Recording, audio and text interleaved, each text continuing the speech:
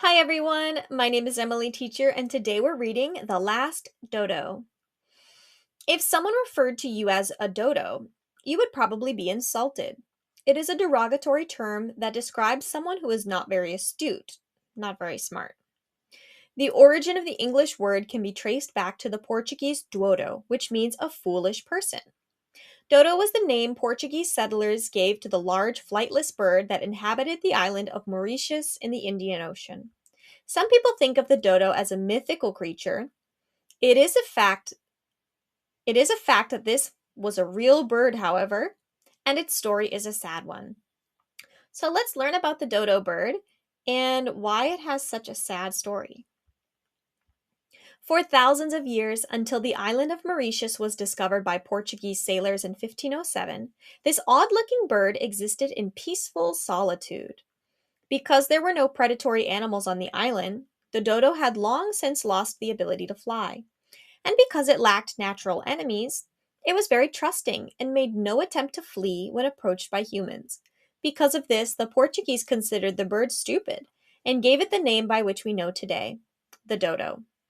So, before the Portuguese sailors came, the dodo was alone, right? It didn't have any enemies or anything bad on the island. It was just there and had a peaceful life.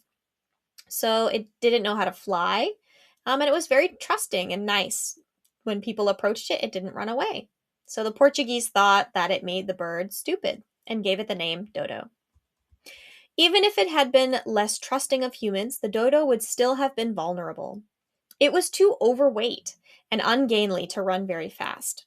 The settlers on the island found that dodos, although a little tough, were good to eat, and they slaughtered them in ever increasing numbers. So people became enemies of this bird, right? They were taking it to eat. Domesticated animals brought to the island by the settlers added to the dodo's problems.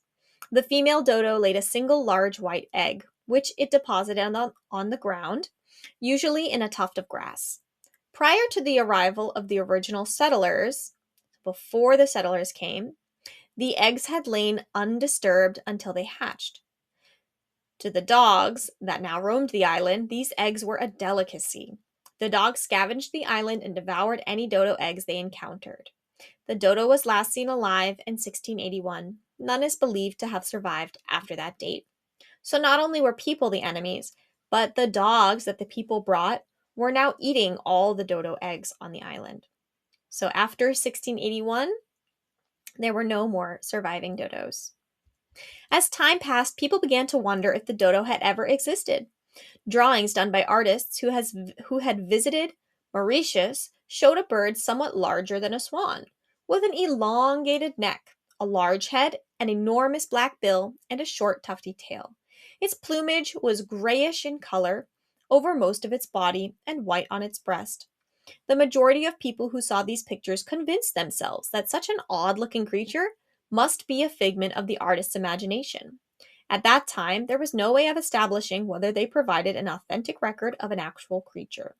So, for a long time, people saw the pictures and heard the descriptions of this bird and thought it looked too weird. So, it must just be fake. It mustn't have ever existed.